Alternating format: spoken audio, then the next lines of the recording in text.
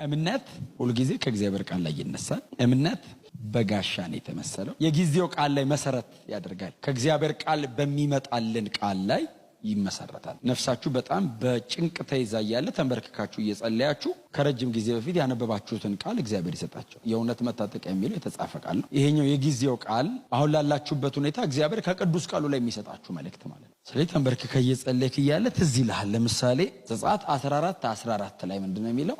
እኔ ለእናንተ የማደርገውን ማዳን ታያላችሁና ቁሙ። ይሄንን ሲልክላችሁ ነገሩ እኮ ተሰርቷል፣ አልተሰራም፣ አልቋል፣ አላለቀም የሚል ምንም አልሰማችሁም፣ አልሄዳችሁም ጉዳዩ ጋር።